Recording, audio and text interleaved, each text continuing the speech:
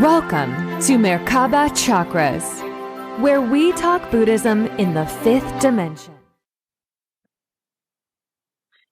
Welcome to another podcast episode of Merkaba Chakras.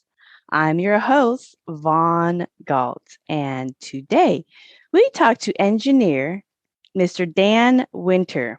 Dan Winters spent his life researching how portals work and engineering its technology into a variety of energy healing equipment, sacred geometry architecture, high frequency water purification, and more. So with that, Mr. Dan Winters, welcome to Merkaba Chakras. I'm happy to be here. I think you have a very interesting audience, and I hope they're interested in the scientific part of these things, because we think we actually understand the electrical science behind many of the things that your group and have been talking about, like Merkaba and lucid dreaming. We think we understand electrically, and the challenge is to put that in terms that, the layperson can understand. Although I'm an electrical engineer with a background as a systems analyst, the challenge obviously is to put this in a way that's actually empowering for people to understand the pure principle. And that's why I'm here. I'm happy to share and happy to meet you. Oh, yes. The audience, I was saying, most of the audience for the Merkaba Chakras Buddhism in the Fifth Dimension podcast is in Asia, India, and Russia. That's where most of them are. But there are many all over the world as well. And they love these topics. And I like the perspective and the evidence that you have been gathering in your lifetime to support much of the material that we discuss. Buddhism is basically science made physical, science understood. And the more scientific approach you get into these concepts of consciousness and metaphysics, the more esoteric they become. And we found that a long time ago, but I still love to introduce new ways to understand these metaphysics of our existence within this matrix. Yeah. So, and we keep trying to convince people that physics and electrical engineering can make spirituality even more romantic and richer and more loving. Yes. Well, before we dig into your work, and we do have a couple of sites that is in the show descriptions, you guys. So if you wanted to dive further into the science behind the contents that we talk about, go ahead and explore those links below. So before we dig into your work, can you tell us your story for how you even got into this work in the first place? Because that's not a normal mechanical engineer route to end up in metaphysics, consciousness, and energy healing engineering. Well, I spent 20 or 30 years as an electrical engineer in the family electric motor business. But then at University of Detroit, studying electrical engineering, I kind of got embedded in the psychophysiology, the biofeedback laboratory. So I was actually an electrical engineer building polygraph biofeedback work. I mean, I was fascinated by how you could tell when a college student saw Playboy magazine by measuring the finger GSR skin resistance. So your resistance goes down when you see a pretty girl if you're a college boy, and that's measurable.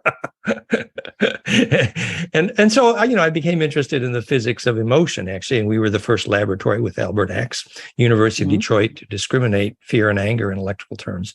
But then I went to the Gurdjieff School and studied sacred gymnastic, and in West Virginia, Charlestown, called Claymont.org. And I had my first bliss experience and actually began to have intense Kundalini experiences. And then I was rather adopted by Itzhak Ben Bentov, a Stalking the Wild Pendulum book, who is the leading biomechanical engineer describing the physics of Kundalini. And I became, we have a very famous project teaching the physics of Kundalini, goldenmean.info/Kundalini. Incidentally, regarding Buddhism, of course, we did some graduate work on origins of religion. And one of the fun discussions that arose about Buddhism was, the Buddha said, well, you need to eliminate desire. and then yet when we were at the Gurdjieff school, we're with the Sufis, always with the Gurdjieff school. And the Sufi saying was, charge the battery of yearning. In other words, you need to yearn. Well, isn't that desire? Mm-hmm. Actually, Yeah. There's in the material there are thousands and thousands of scribes from the different Buddhist monastic institutions, and they all have different ways to describe their experiences and the explorations of consciousness. So one thing I always caveat is just because it comes from one monastic school of Buddhism does not mean it covers it all, because everybody's spiritual development and exploration of samsara is going to be a little bit different. And so well, yes. that's why there's a plethora of teachers and materials. And you can see why they said that. You know, to be attached to the material, the physical, to money, as it were, might be a bit shallow in some ways. On the other hand, later in this conversation, when we get into the science, the electrical engineering of lucid dreaming and biolocation, which actually is about charging the battery of yearning, that it was actually the yearning, the focus on the intent, the will, and literally desire that it put the wind in the direction of the sail of the lucid dream. And we have things to say about the physics of that. So, well, that is a wonderful journey to get into this work. So you kind of started early, like right out of high school, right after you. I was fixing electric motors. I was Sparky the motor whiz, so I was highly electrical. Yeah. Engineers ran in my family. But then, the physics of consciousness, I spent 30 years traveling the world teaching the physics of consciousness on almost every major city in Australia and North America and Europe, actually, the physics of consciousness. And motivating that, my first lecture tours around the world were sponsored by Flower of Life Drunvalo, literally the origin of the Merkaba story. And we have a very specific understanding of the astral hygiene issues behind that story. Mm-hmm. Yes, lots of different teachers that teach the Merkaba, and basically your aura field, yes, which has been touched in many, many religions all over the world from different aspects of how they see sacred geometry.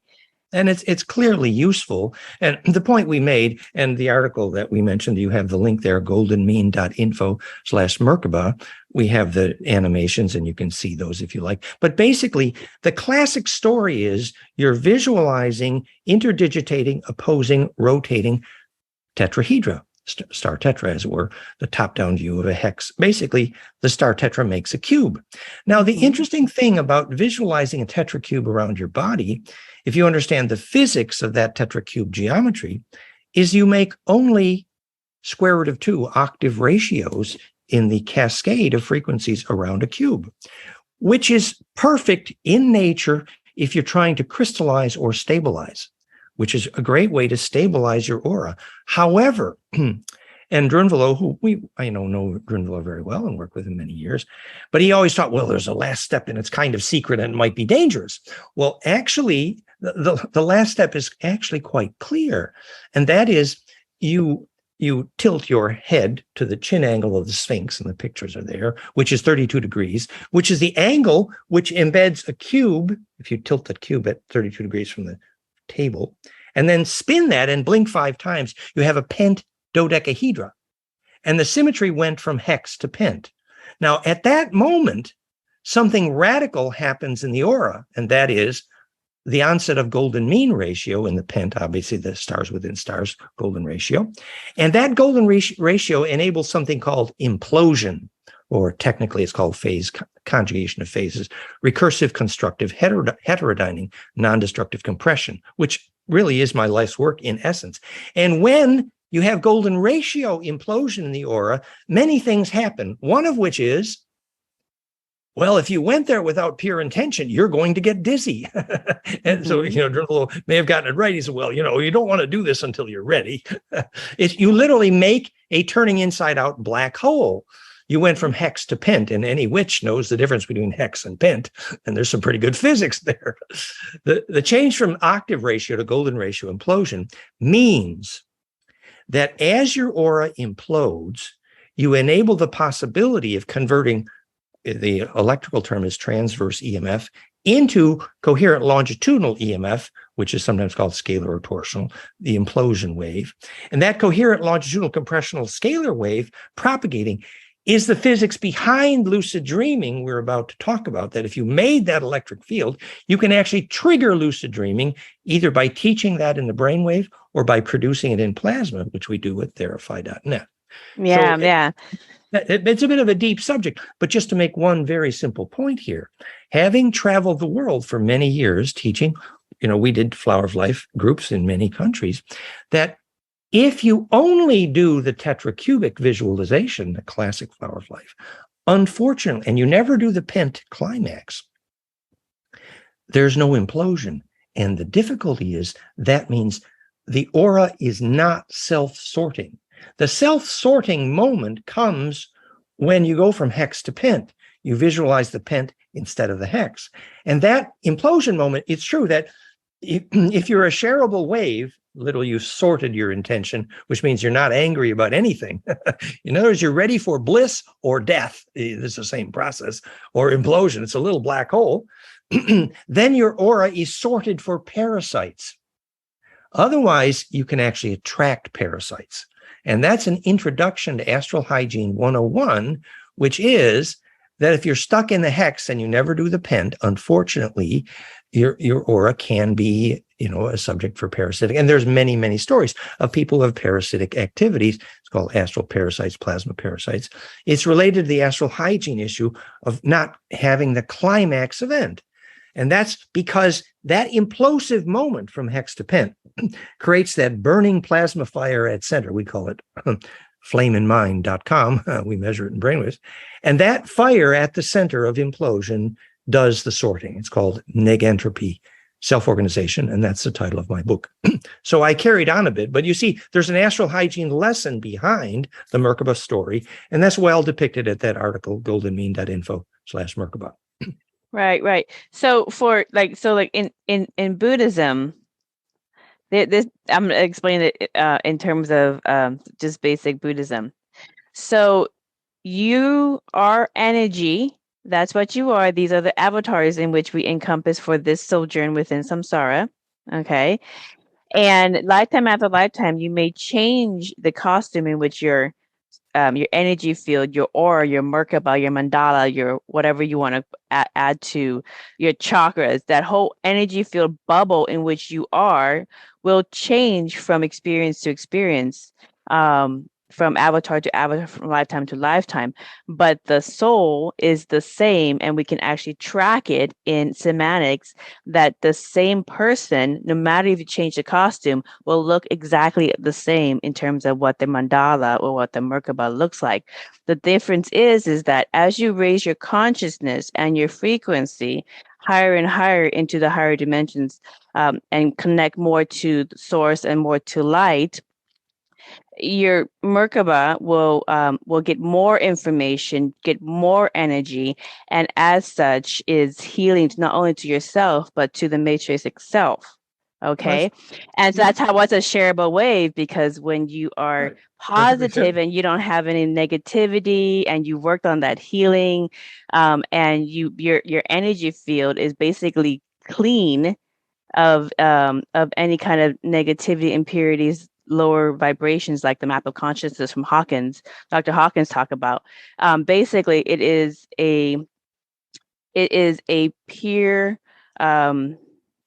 bulb of you. What we are is we're aura fields. We are orbs. Yes. Okay, you're a pure orb, and that has an energy signature that affects the greater whole.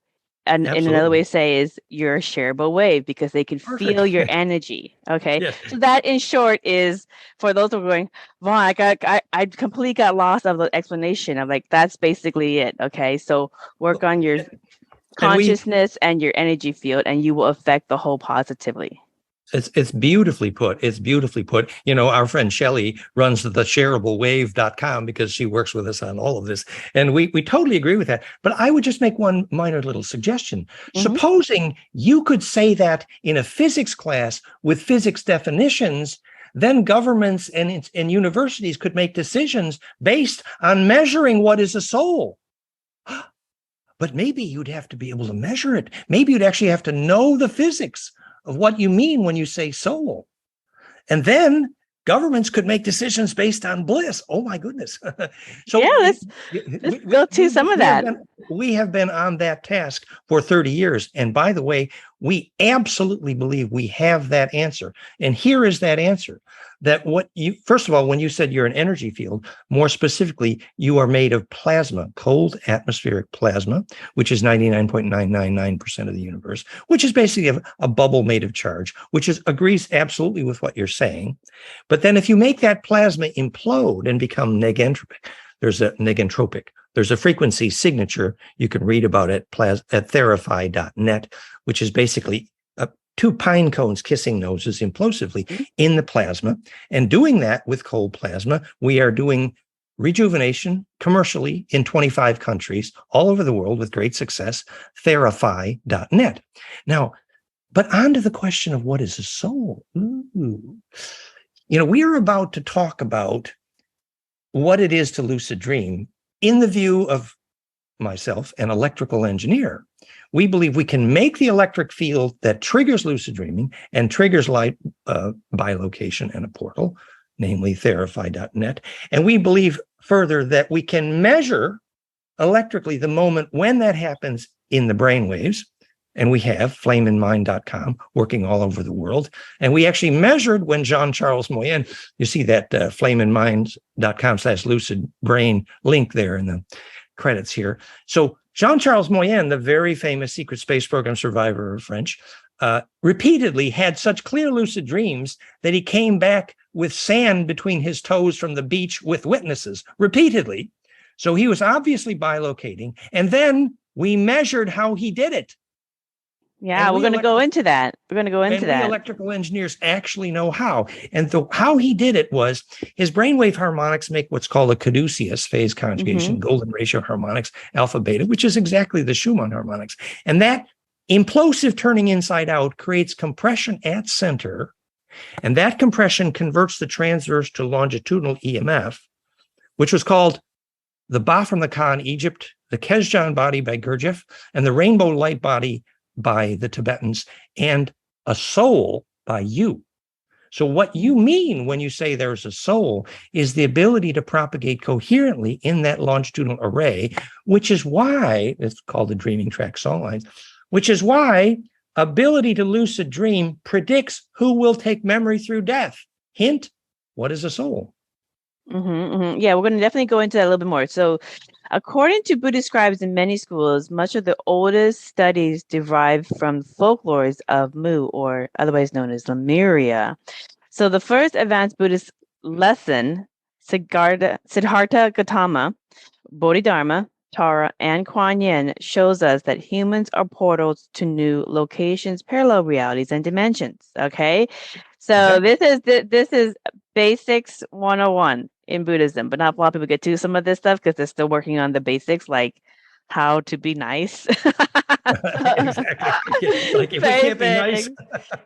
Okay, how many lifetimes to learn that one? But that's okay. Everybody learns and evolves in their own. There's really no time, so he could do this infinitely. But for those people who are ready for advanced studies of consciousness, a lot of the masters within many different monastic schools of Buddhism have shown us that humans are portals. We, through our Merkabas, through our mandalas, or the bubble energy that we are, we have the ability to create black holes within our consciousness, which propel us to different realities, dimensions, locations through our consciousness, or what you would call dream state, and also physically, which is what people experience in what they call parallel realities, or the pop culture term is Mandela effect. So there's two ways to biolocate between states of within the matrix. So please show us your brain heart entrainment research into lucid dreaming with the subject Jean-Charles Moyen as evidence of a human portal. Now I'm going to share my screen here. Yes. It's flameinmind.com. So that's therify.net. In the blog, you'll see Myra, who's a wonderful shaman and healer. She's describing in detail working with our cold plasma, therify.net. It's basically plasma tubes that we phase conjugate implode. And repeatedly, this triggered lucid dreaming for her. And she's describing that experience. And then below, we see that this has precedent, that scientists have triggered lucid dreams with electrical stimulation, which is basically the onset of implosive compression. So what we're showing is that the ability to trigger a lucid dream is actually the ability to trigger compression. Now, that physics article there shows that the frequencies common for triggering lucid dreaming, where they trigger brainwaves, are 29 and 47 hertz. It turns out that's the theta gamma frequencies perfectly in the golden ratio cascade, starting with alpha beta, which we also showed triggered lucid dreaming. So we're basically using the known brainwave bliss frequencies all the way up to gamma in the plasma and triggering lucid dreaming. So you could close that page now. That people okay. So let me ask you this about the research in lucid dreaming. So when people lucid dream, which is a very real life dream that seems real, they get all the images, colors, information, et cetera, not a vague fantasy, but a real, almost like you're there, but it's a dream in your dream state. That's lucid dreaming. So lifelike dreams. Now, you're saying from your research that the brain waves of people who have lucid dreams, whether they induce it through some kind of technology or they induce it naturally, goes into gamma brain waves. Is that correct? Actually, we know more than that. Okay. Presence of gamma, it was originally called Tibetan gamma plus 44 hertz, for example. In this case, 29 to 47 hertz. The presence of gamma is a reasonably good indicator because most people don't have much coherence up there in that high frequencies in their brainwaves. But when you really get a lucid dream is when the gamma, beta, and alpha are in a cascade looking like a caduceus based on golden ratio. Then you get implosive compression. That's when you get the dream lucidity. And the reason is because that caduceus-shaped cascade in the brainwave harmonics implodes, compresses the electrical inertia from transverse through the squirt gun at the tip of that pine cone called the Planck threshold. And through that squirt gun, what squirts out is coherent longitudinal EMF, which is the Ba from the Ka, the rainbow light body.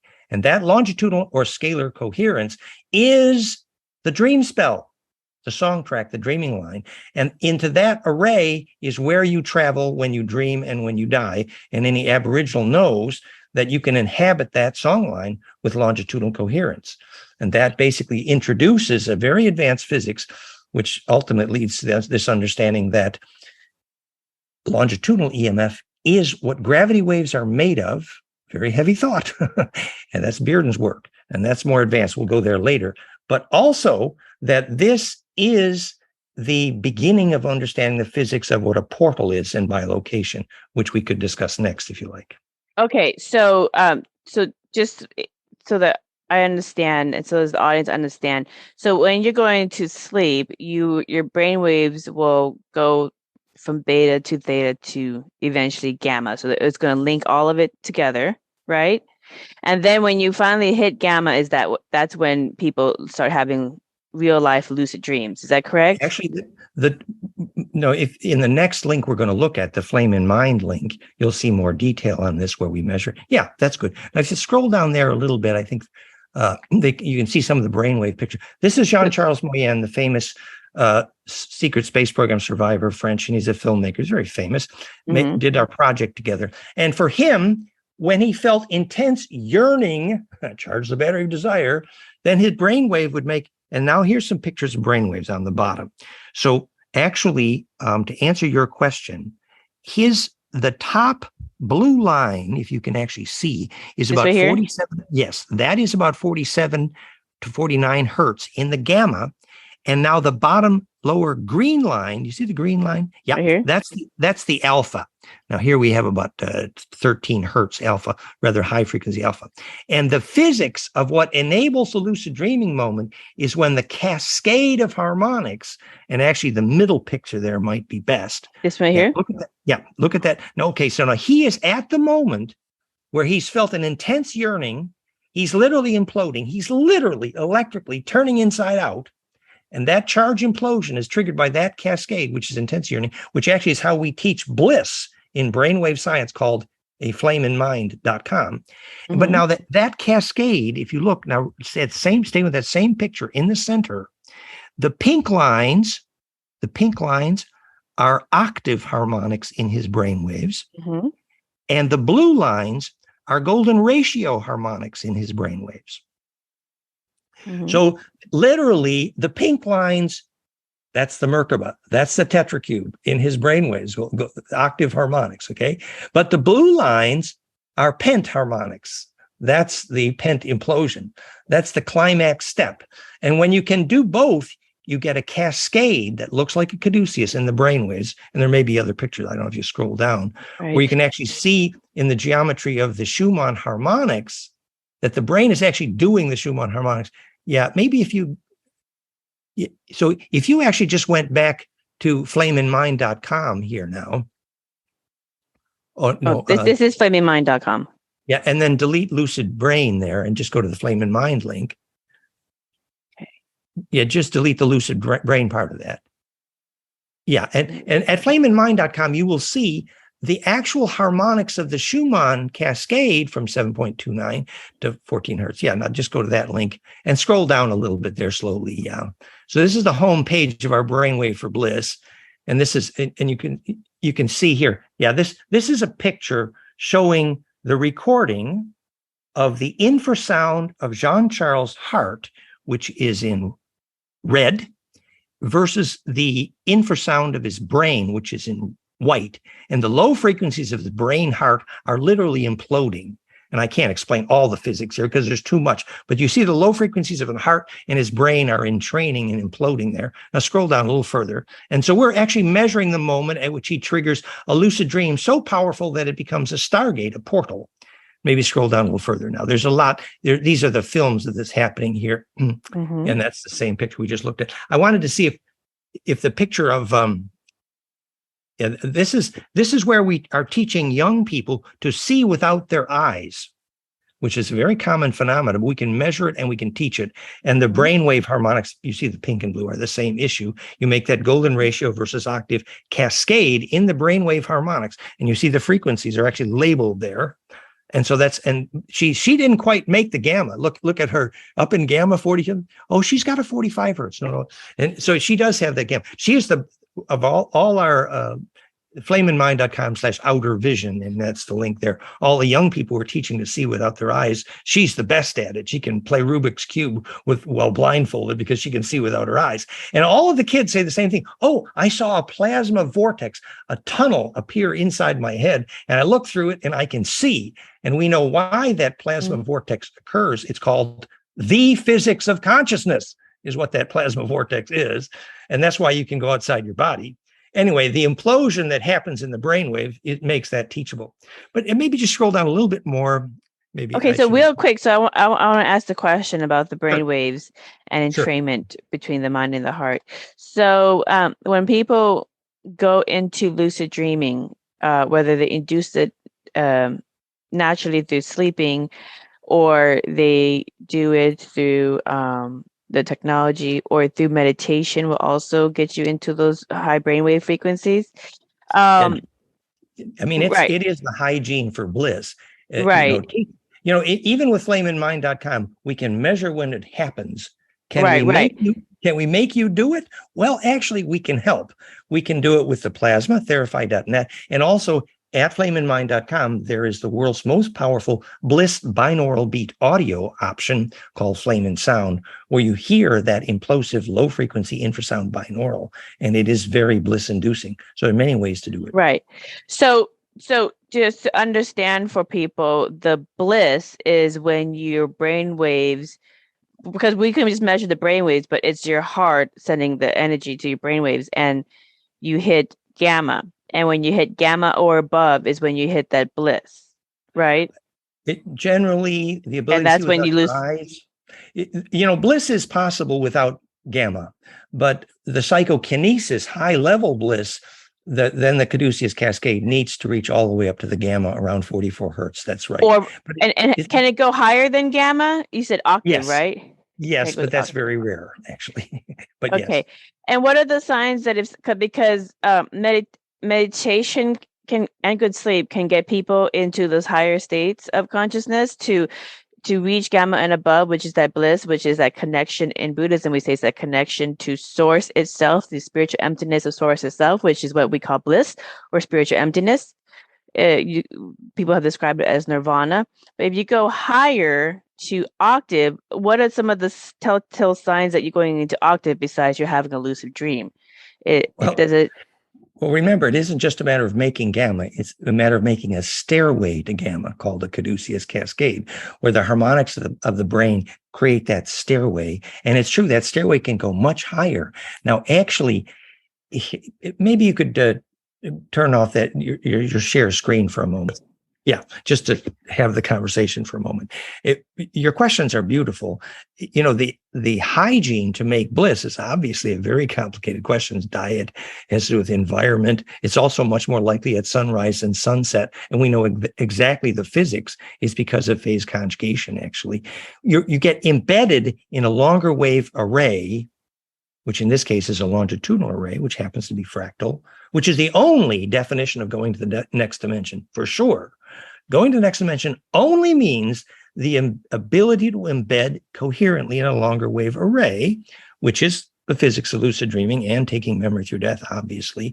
And it is indicated by the increase in the number of harmonics, but they must be in a cascade in the brainwaves. And it is sometimes called the next density, which is actually an appropriate term because, in fact, as the plasma gets more dense at the center, the presence of the additional harmonics can implode coherently and couple with that longer wave, which is why the infrasound is actually an indicator connecting the heart to the brain.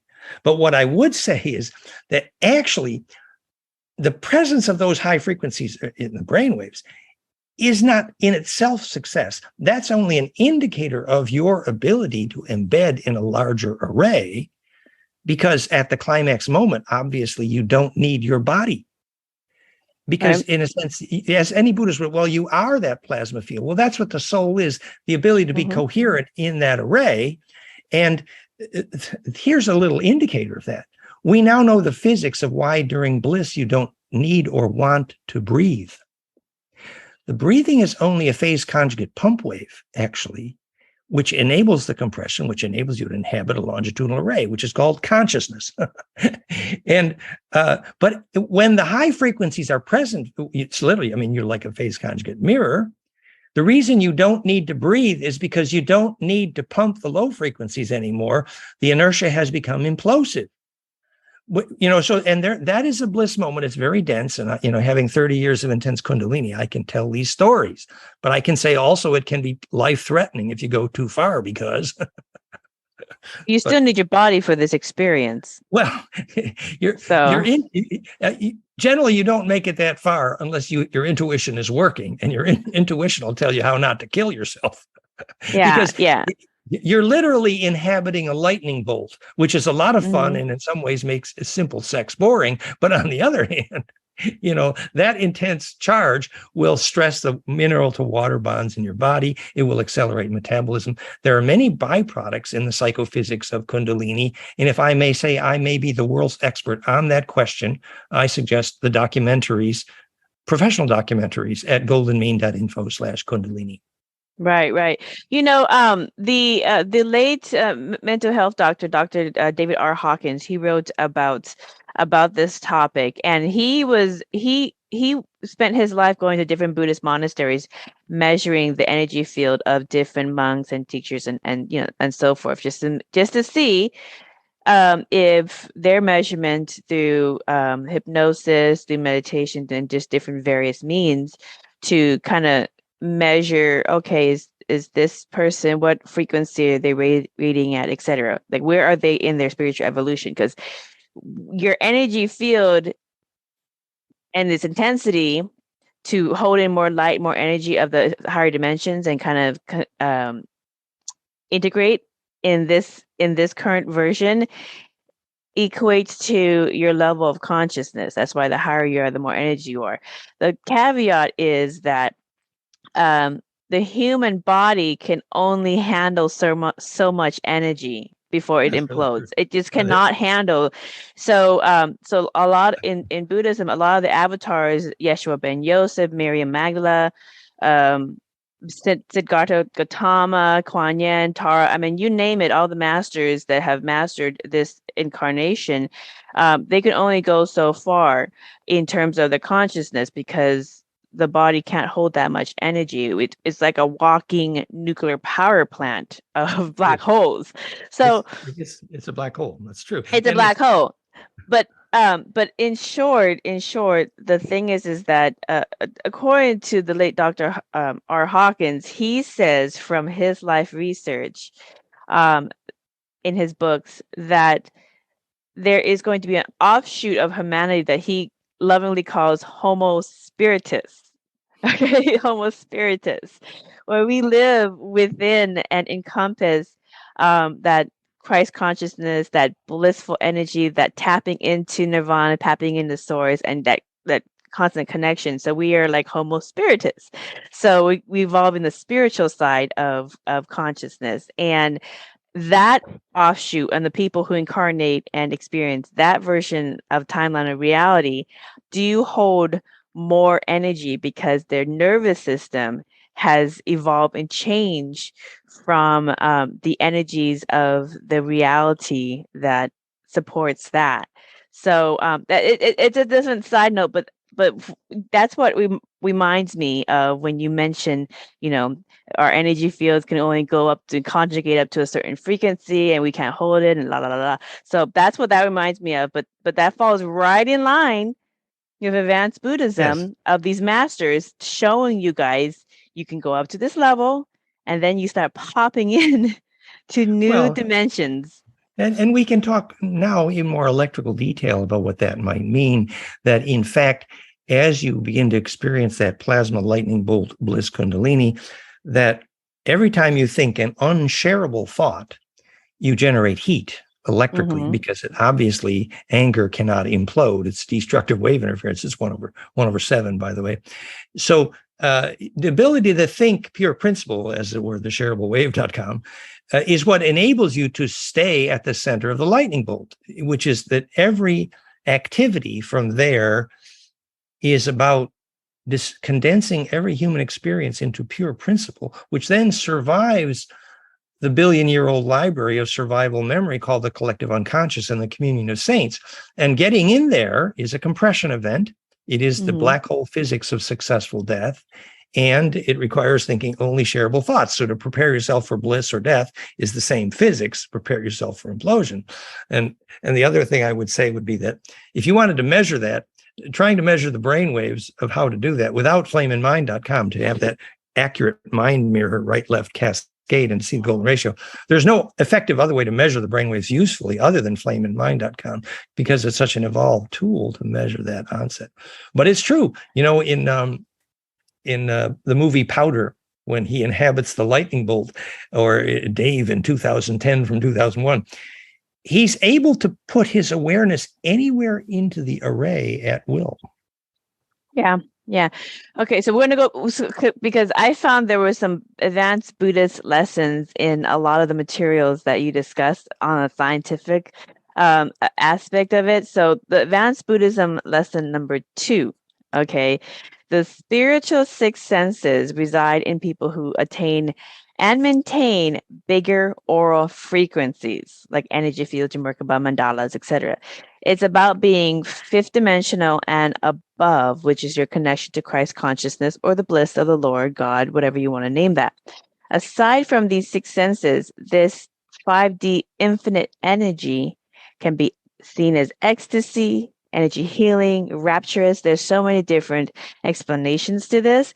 And some of the attributes, and please add to that, Dan, some of the attributes of higher consciousness is gamma brainwaves, or a 5D or above heart, mind, body, and spirit connection.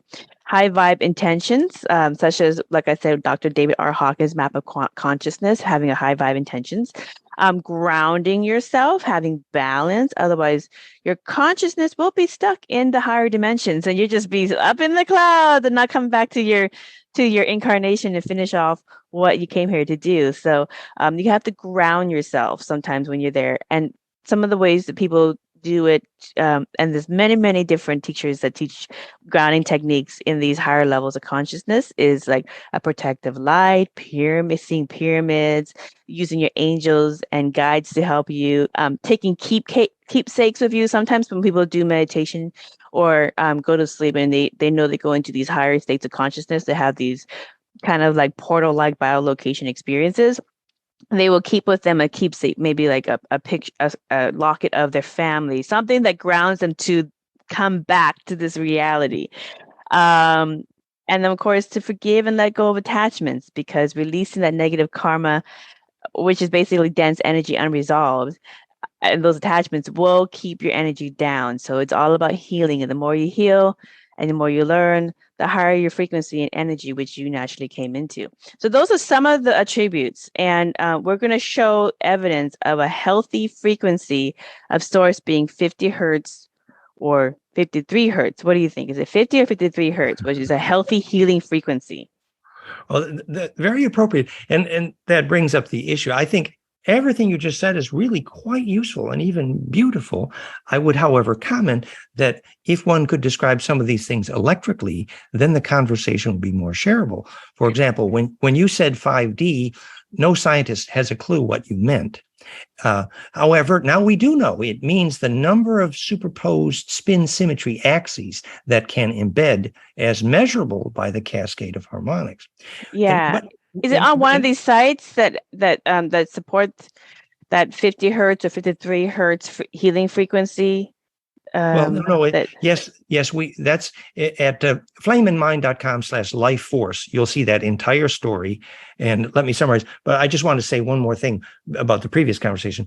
When you describe grounding, I emphasize and agree totally with that importance. But again, I would describe it electrically, that when you say access to ground, what you mean is the access to the fractality of perfected charge distribution, which is the definition of grounding for electricians and psychologists. And in that regard, the book Earthing is a perfect example. And even when people come out of our plasma flyer, Therify.com, in bliss, often grounding is step number one. And what that does is gives you access to charge distribution with respect to embedding in the earth around you. And that does lead up to your next question, which is very beautiful, about the 50 versus 53 hertz question. So let me tell you a short story about that, if I may, from flameandmind.com/life force, where you'll see all the pictures of this. And here's the short story.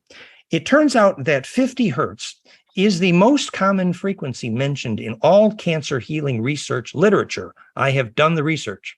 And it turns out we actually know why. And I'm the only one that discovered that, which is that is exactly golden ratio exponent of Planck, called phase conjugation, the origin of negentropy, which is the title of my book. So if you take Planck, length and time, times integer exponents of golden ratio and make a caduceus, you land exactly, 49.99 hertz on 50 hertz. Yep. And in a 50 hertz environment, it's the most common frequency to heal cancer, including pre-uterine therapy. So that's the perfect caduceus implosive cascade. And by the way, here's an interesting little anecdote. When Tesla screwed up and spread 60 hertz through North America, no one can grow carbon nanofullerenes. But in 50 hertz, you can do it. And that implosion, by the way, that industry will replace most of the technologies on this planet very shortly. So Tesla didn't understand. That's why he didn't get wireless global power distribution working in the whole story, because he didn't know how to implode the ground. So 50 hertz, yes, it's a bingo. However, 50 versus 53. So then we ran around and measured every sacred pyramid site we could measure.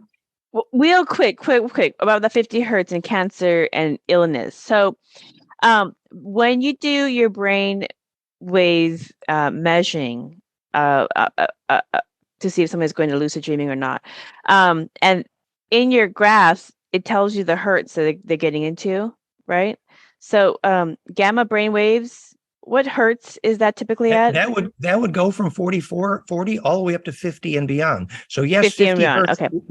50 hertz would be in there, and that is seen, and that is powerful and useful. Yes. And the reason it's powerful and useful, we need to be clear, is because it allows the phase conjugate caduceus fractal implosive cascade of frequencies golden ratio to implode precisely to Planck. that non-destructive charge collapse, which defines the origin of gravity, consciousness, and life force, defines the origin of gravity, consciousness, and life force, is that implosive cascade to Planck. That's the origin of negentropy, the only way out of chaos. So that's why 50 hertz is valuable. 50 hertz. Okay. So 50 hertz is within the range of hitting gamma brainwaves frequency. Oh, yes, so, for sure. and that is why oftentimes, because they've done meditation research on a lot of monks and nuns and different people in consciousness research and mindfulness research. And they found that when the brain, because we don't know how to measure the frequency of the heart, not yet, but we know how to measure the brain. I invented that measurement. We absolutely do. We measure the phase lock, and you can do that at flameinmind.com, the heart brain infrasound. Absolutely. Perfect. I want to try that. And that is the motor of Kundalini, Yes. The heart is more important than the mind, for sure. Well, it's higher voltage, for sure. Yes, it's a higher power plant, but it's what fuels the mind. But anyways, so getting into the gamma brainwave frequency, and what they found in science is when you hit like high meditators, people who lucid dream, people who do energy healing, they're all in that high gamma and above frequencies. So you're saying from your research, you have pinpointed it to 50 hertz is the benchmark. It's the benchmark. Among the most useful. But remember, it is not about just hitting gamma. It's about making the step ladder to gamma that looks like a caduceus. So you need, without the alpha, by the way, it ain't going to work. You need a cascade from alpha to gamma coherently, and you don't have a prayer even measuring that without flameinmind.com. But I wanted to go on to your question about 50 versus 53. Okay. So for because a lot of people that they love the podcast, they love it for the energy healing aspects of it. So I just want to just kind of close out this 50 hertz and the illnesses. You guys, this is why when you're like going through cancer research, you're recovering from illness, they tell you to your practitioners or your healthcare providers would tell you, take a meditation routine, maybe try some yoga, try something, that is going to kind of lighten up your perspective of life, etc. All these different things are different ways of introducing you to get you into that blissful gamma brain waves, high 50 hertz or above frequency, because that is the frequency in which you will self-energy heal your body and yourself back to wellness. Which is called implosion, by the way. Right. That's what makes you negentropic. And incidentally, I can give one little very simple secret there, that the infrasound, the biggest component of that infrasound is the Mayer wave, which happens to be the most important frequency in the blood pressure natural resonance at 0.1 hertz, or a 10-second wave. And to breathe that frequency, breathe in and breathe out, 5 seconds in, 5 seconds out, that is the breath that enables that cascade, because then your spine liquid pump is motorizing those high frequencies. And so now you have nailed down 2 harmonics in that implosive cascade. But so all that story is at flameinmind.com/lifeforce. And by the way, 53 hertz, next level, 53 hertz. Yeah. Our programmer for all that, by the way, is a sacrocranial expert. So he's an osteopath. So that's why we're quite able to measure the sacrocranial low frequency. But so yes, so the 53 hertz. So then we were running around measuring. We have a project called bioarchitects.com, where we teach architects why the architects who builds a building that cause a seed or a child to grow measurably are the only ones that should get paid. And we have developed that curriculum around the planet. So a steel and aluminum building prevents a seed or a child from growing. And we teach exactly that physics. So we went around and measured, of course, and bamboo buildings or natural material buildings, they implode and measurably cause a seed to grow and thus determine architects' paychecks. So that's called bioarchitects.net. So anyway, we're measuring all these buildings, and Patrick, our programmer, went over to Sam's Bosnian pyramid and here and elsewhere, and he got 53 hertz just about everywhere. On the magnetic line where I'm sitting in the Bosnian pyramid, all these sacred sites were getting 53 hertz. And we're scratching our heads. We're saying, shouldn't it be 50? Because the definition of a sacred site is the charge implosion distribution, where Korotkov actually measured where Kogis are able to make phone calls to ancestors. He called it fractal air. It's literally a node in the Dodecaecosa Earth grid, a longitudinal node, enables telepathy measurably. It enables reduced nuclear critical mass measurably, and it enables phone calls to God. So at those nodes, we kept measuring 53 hertz. Okay. And then we actually figured out why. And this again, flameinmind.com/lifeforce, all the pictures. Simple answer. The actual Schumann harmonics is 7.83 hertz dominant. But the Schumann harmonic cascade, which is the physics of why Earth, Gaia, is negentropic, proven biologically, self-organizing. The reason is because that cascade is implosive and tuned to Planck. However, if you take Planck times golden ratio harmonics, you come to 7.29 hertz and not 7.83. But otherwise, the Schumann harmonics are a cascade that's almost, but not quite, perfectly phase conjugate fractal to Planck. Okay, so let me explain that. Let me explain that for people. Let me just finish that story. Okay. So I'm explaining this to electrical engineers in case you'd actually like to know the science. The science is that when you take 7.29 hertz and keep going with golden ratio, you get to 50, which is the theoretical perfect. But however, the actual Schumann, with the wavelength of the speed of light divided into the circumference of the Earth, like ringing like a bell, the actual 7.83 hertz. And if you multiply golden ratio times that, you get 53 hertz. So that ratio between 50 and 53 hertz is the actual ratio between 7.29 and 7.83 hertz, the real Schumann harmonic. And we prove that because now if you keep that cascade going, Sam in Bosnia couldn't figure out when he goes to the top of his pyramid, he's always measuring 28 kilohertz. Turns out you keep going by golden ratio and you get to 27.9 thousand hertz, literally predicting the high frequencies present also. So we know for sure why 53 hertz is present at sacred sites, because the Schumann harmonics have been adjusted to phase conjugate implode to Planck. Okay, so I'm going to explain this to the audience who is not so engineer minded, or they're like, okay, can you explain this to me, Vaughn? So and maybe you can fill this in as well, Dan. So in 2012 BCE, that in the Buddhist era calendar is 2555, which is the beginning of the new about 26,000 year cycle for Earth's consciousness. Okay. And advanced Buddhism lesson number 3, everything is conscious and fractal aspects within God, or the one Buddha's universal consciousness. So physicality is just condensed energy to create form for the sojourn's spiritual evolution and joy's engagement within its own creations. Therefore, Earth is a living being, as are all of us and everything else within consciousness. They're all living. They're just, even your table and your chair that I'm sitting on is a living being and is conscious. It's just vibrating at a different density and frequency to hold that shape and form and have that experience. So, the concept of reincarnation, was I a rock? Was I a lion? Was I a was I a whatever? Yeah, you were all of that because you've had all those experiences within creation to experience all the different things that are created within creation. So anyways, the reason why I bring that up is many people believe that the last closing of the cycle, because a lot of Buddhist monasteries did, as well as a lot of indigenous tribes like chiefs of Easter Island, chiefs of Native American, Mayans, et cetera, all at the same time, around about 2012, we did the awakening ceremonies to close and acknowledge the close of a cycle of Earth and welcome her new higher energy cycle. We thought, and I thought as well, that she has reached that 53 hertz or 7.83 hertz frequency of higher dimensional consciousness. But you're saying from your research that she hasn't quite hit that yet. She's working her way up to that. Is that correct? Well, I'm saying that Enki, the guy you call Thoth Hermes, when he designed the embeddability of the Earth orbit, golden ratio to the Venus orbit, implosively, to create life, that they got as close as they could to pure phase conjugation to Planck to make life.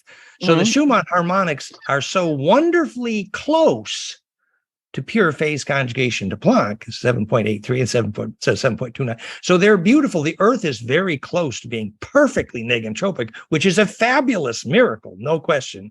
But let me say a little bit more about the epoch of time then, if I may. Yeah.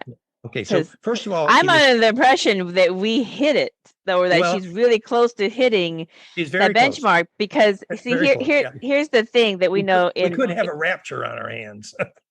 We could talk about that in just a minute. So, just the understanding about the ley lines and the earth grids. Okay, the earth herself is a Merkaba. She's a bubble energy as well. And just like in all Merkabas, all bubble energy beings like us and her avatar is a planet. Okay, so, but anyways, the advanced Buddhist concept of Merkabas and mandalas, when we talk about planetary consciousness, which is even bigger than all of our individual consciousness, we're just riding the wave with her.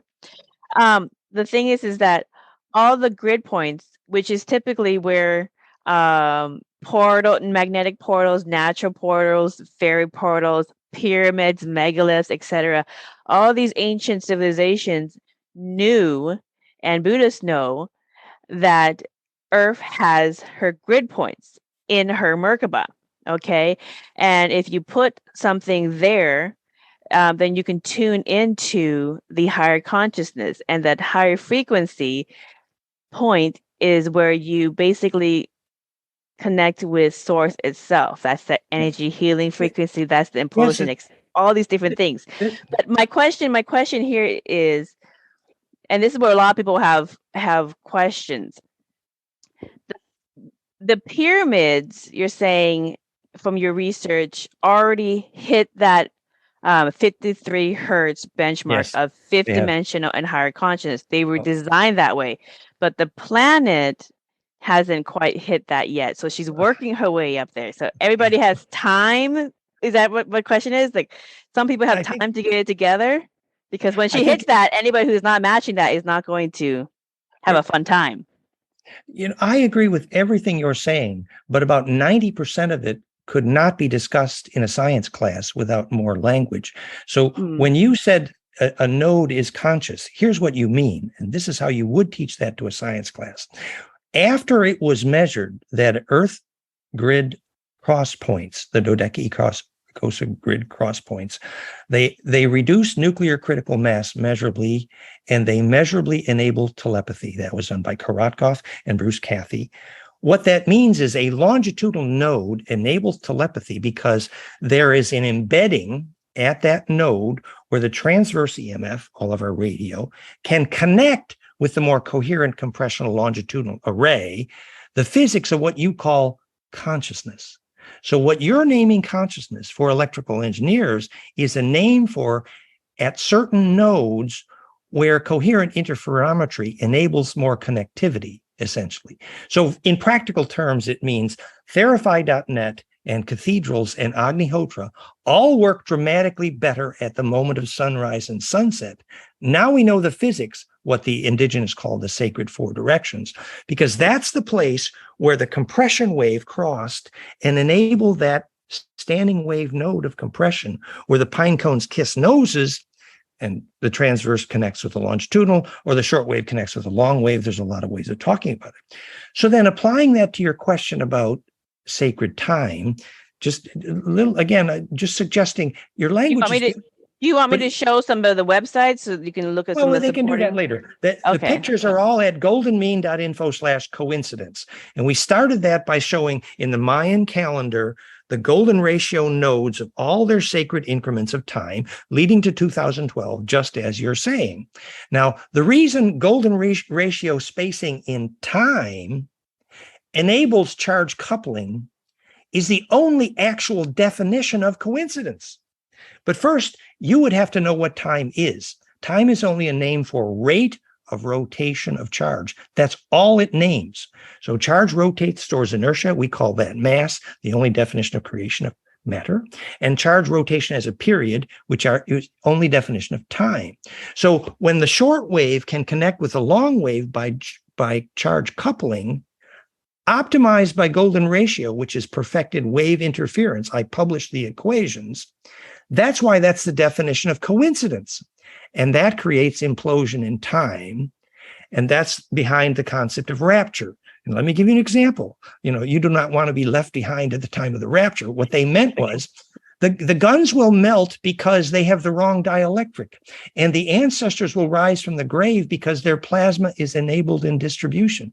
You see, now that we know the physics, we can independently understand and be empowered. Right. Okay. So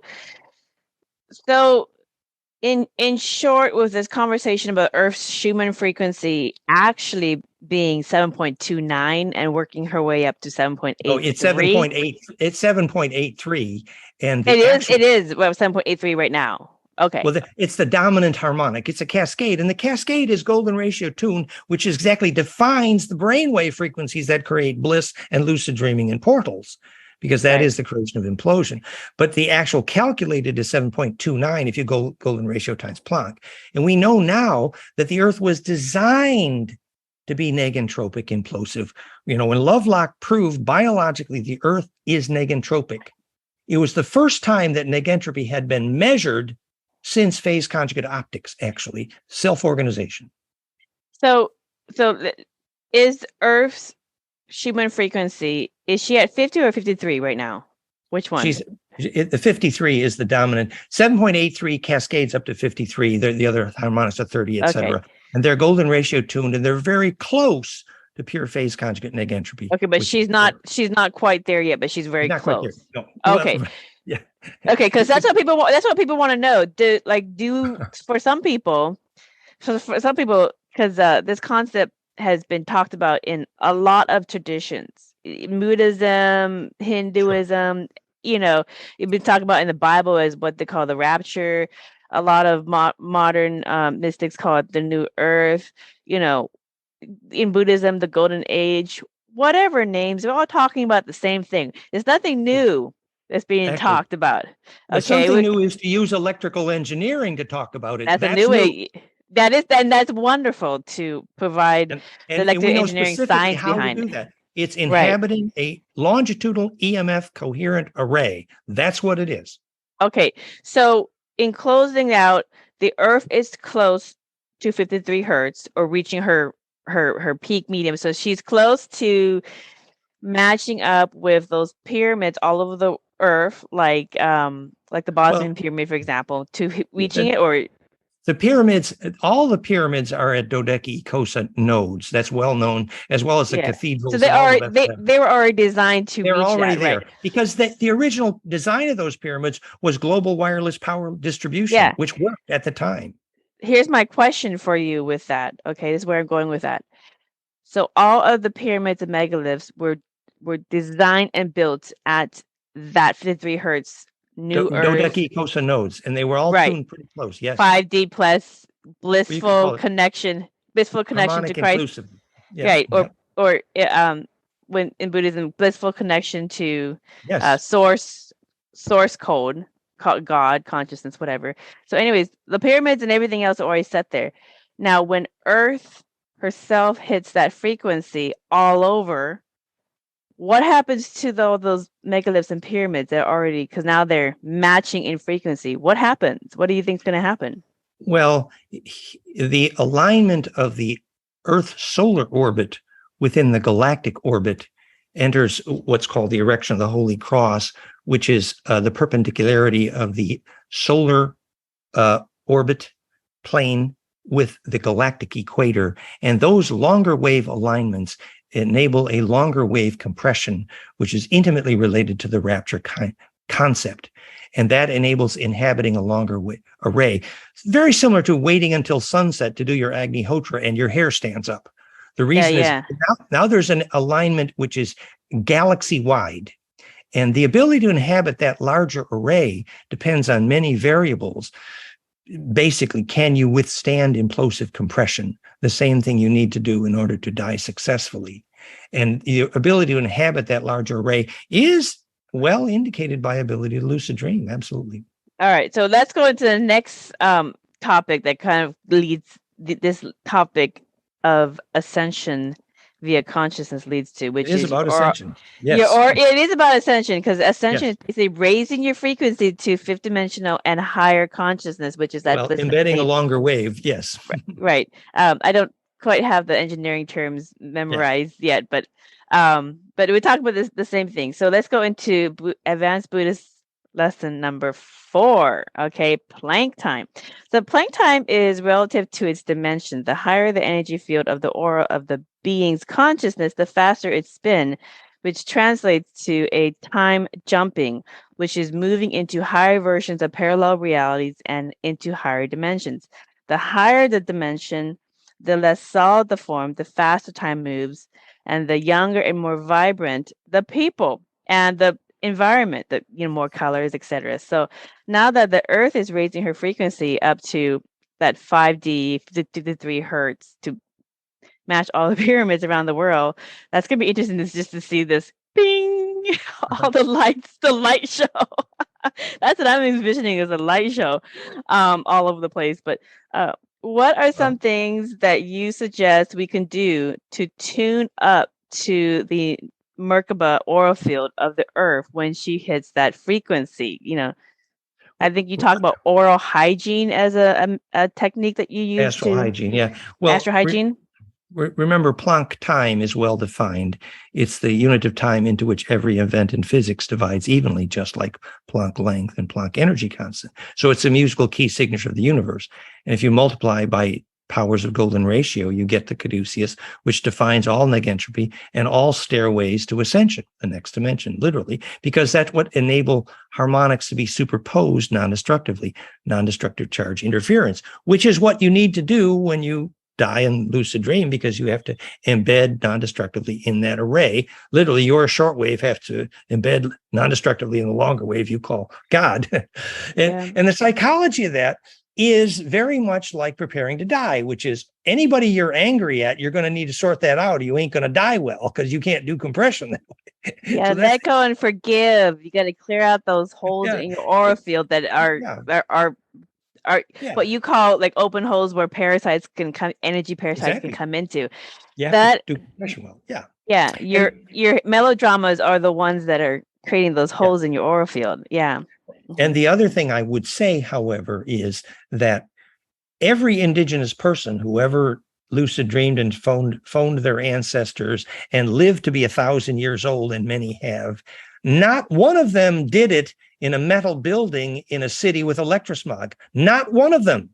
It ain't possible, because the coherence of the electromagnetic array doesn't allow your aura to unpack. So lucid dreaming or successful death doesn't happen well in hospitals with electrosmog, because they don't know what mind is. If you talk to the surgeons who document their out-of-body experiences, when they had the near-death experiences, the medical surgeons now, they know where their consciousness was looking at their body from outside their body. And the physics of consciousness is you cannot see yourself from inside an aluminum box like most buildings, because your aura can't propagate.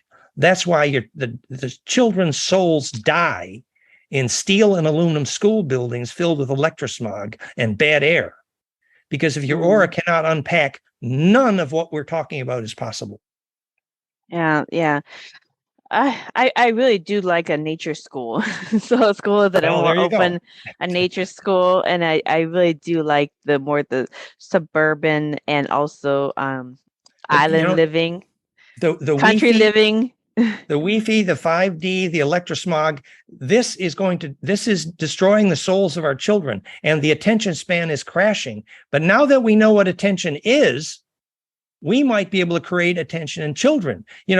We know that if you take out the fluorescent light and put in sunlight, you can measure a dramatic increase in attention span. The physics is the solar harmonics are implosive, which creates attention. So obviously, Wi-Fi and electrosmog will, and a steel aluminum building, and your children's soul cannot grow. It's very simple. So Stairway to Heaven, the song Stairway to Heaven, or like the Bible verse Stairway to Heaven, like the angels crossed on different stairways up and down from the spirit world down to the earth, up and down. So in scientific terms, I know what in Buddhism we would call it like raising your frequency, raising your consciousness, ascending your energy field up and down. The higher up you go to to the spirit world, the lower you come down, you come back down into the physical world. That's how our explanation is. What is the scientific explanation of the Stairway to Heaven? I showed you very specifically the only real physics of Stairway to Heaven. It was that middle picture, alpha, gamma, blue peaks and red peaks. That is literally a stairway to heaven. And by the way, exactly on that ladder is the low frequencies of the heart, HRV, and the breath. That is a stairway to heaven. This is the original Merkaba page. This is a tetrahedral fire breath animations, talks about that astral hygiene. But the point is the stairway to heaven, the pictures of the stairway to heaven are at flameinmind.com. Yeah. If you scroll down, you see the Schumann cascade. Yeah. Okay. There's a stairway to heaven on the left. See on the left there, 5 golden ratio harmonics. That's me having bliss in the morning. And you see the blue peaks there? Mm-hmm. And that's actually in phase with my heart. Okay. So that is 5 golden ratio harmonics in the brainwaves. And by the way, in that cascade, I had great bliss, and I didn't quite make it to gamma right there. I had great bliss experience, but I didn't make it to lucid dreaming, by the way, in that one either. But that's a stairway to heaven, quite literally. So we know what it is. We know how to measure it, and it's not subjective, and it's more than poetry. It's good physics. And so here's where outer vision, etc. So and if somebody wanted to, Dan, get the brainwaves measured, flameinmind.com. So what happens? So they just email flameinmind.com or do you see on the right? Scroll up just a little bit now. Scroll up just a little bit. No, see that? No, you scroll back down. I should be operating here. Do you see on the right here in this picture on the right is something that looks like sunglasses? Yeah. Okay. You put that on. It's a Muse headset. And it communicates with your iPhone, iPad, and then you get a picture like the ones above of the stairway to heaven in your brainwaves. And if you hook up a heart sensor, you can measure your heart. A chest strap connects also. So that's flameinmind.com. And most powerful bliss, not only bliss measuring tool for brainwaves, but the sound bliss binaural that we generate there, the flame in sound, is the most powerful bliss inducing binaural sound on the planet. And that exact complex wave, that caduceus low frequency infrasound, drives 5 different world-changing technologies: Therify.net, plasmafire.com, 5vibes.com, and there's 2 more technologies coming. They all use the same infrasound of implosion. And it's super powerful. Yeah. So get a Muse headset and then link it to your computer or your iPhone or whatever. The instructions are at the top of flameinmind.com. Okay. So I'll put that in the show link. So if somebody wants to actually measure, are they on the stairway to heaven? Hello. There it is. Yeah. And by the way, if your house happens to be where magnetic line crosses, then the lower frequencies can enable that cascade. Yeah. I happen to live on a grid point. Wow, good work. Yeah, it just happened naturally. I think, and this is my hypothesis, Dan, I think people who enjoy living in the higher frequencies and trying to maintain those higher frequencies, they naturally gravitate to where the grid points are. So they buy real estate. And if you're into real estate like I am, the homes that are in good communities and that are typically very high value are typically on those grid points. Yeah, as every labyrinth and cathedral was. Right? Yeah. We prosper on the grid points. But I think we do it naturally, intuitively. So true. But besides that, so let's go into advanced Buddhism number 5. Portals, dimensions, and realms. Now we're going to talk about this. I love this topic. So which portals, dimensions, and realms, they are its own beings, having guards protecting it from the intruders of questionable intentions. So these are angels, guides, lion heads. That's why lions playing with the 5D flower of life energy balls who guard the gates at every ancient temple that you've seen, whether it's in Egyptian, whether you've seen it in China, Asia.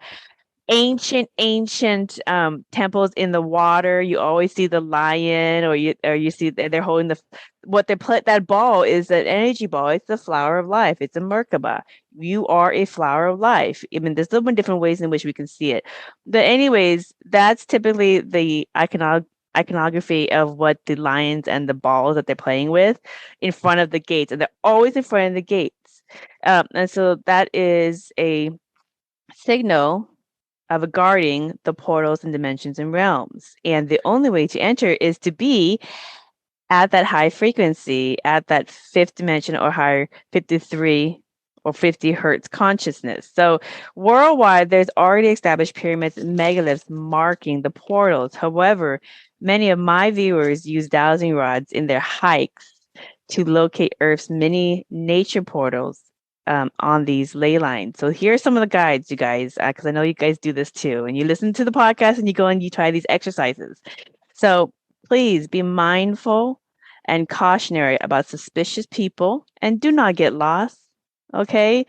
When you're doing these metaphysical pursuits, meditate to get into fifth dimensional energy field or gamma brainwaves are also a way to do that, is to just make a list of gratitude. When people are in gratitude, they've already scientifically proven that you naturally go into gamma brainwaves. It's like a meditation. So get into those gamma brain. You got to connect to source, people. You got to connect to source if you want to get into this higher level of consciousness to have those higher experiences. Bring bottled water with you, and so that you don't get dehydrated, and a token to ground yourself, such as a keepsake, because sometimes you can go in there and you can be in those dimensions.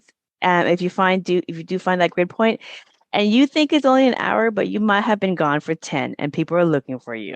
Okay, so ground yourself so you can come back to your life. And then here, I want to tell you, Dan, some experiences that my clients report back to me, and some of my audience viewers report back to me when they try these portal exercises to find grid points in their natural environment. So I've had a gal said, Vaughn, I did the exercise. I found this really ancient old tree. It totally steered me off of the beaten path. I went away. I found this ancient tree, and I sat and meditated on this tree, and this tree talked to me. And I had a great conversation about the tree. And then I had to get up to leave. I walked the normal way, came back to this tree, did it again, tried to go back to the car, came back to this tree. And so then she basically communicated with the tree and said, I enjoy your company. I will come back. Don't worry about you, my friend, but I do need to go home. My family is going to be worried about me. And so is my roommate. And so then she got up, walked back to the car, was able to go to the car. But she said she literally was stuck in this loop back to the tree over and over and over again, couldn't get back. It was like, why am I back at this tree? So that's one of the experiences. I had another experience where a client, an audience member, reported back, I did the portal exercise. I used the dowsing rods, the meditation. And when I was sitting there at the spot where there was supposedly a energy grid, I heard Bigfoot's growl. I'm in the Pacific Northwest. And they heard Bigfoot's growl in the near distance, and it scared him. So he shook him out of his meditation. He got up and ran to the car. Okay. So when you're in these higher energies and you're sitting and you're finding one of these portals in nature, you're going to have some extraordinary experiences. And that's just a couple. I've had some people say they've seen like UFOs just pop up.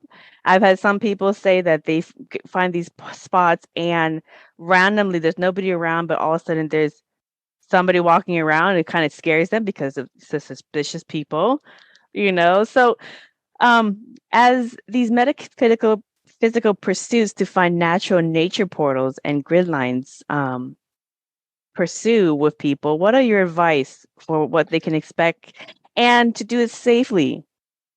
Yes, well, I think people should learn a little bit about the electrical physics of what a portal is. Maybe not time now, but the film I made with Elena Denon on the physics of portals and stargates went viral. But in brief, it is when those harmonics implode and enable that compression, what is squirted out the center of the pine cone of compression through Planck is the longitudinal interferometry plasma projection. And that is the portal, that is the Stargate. And the ability to follow that coherently with your attention is related to the physics of lucid dreaming, obviously. And the climax form of lucid dreaming is actually a portal, a Stargate. And we now know how to measure that electrically.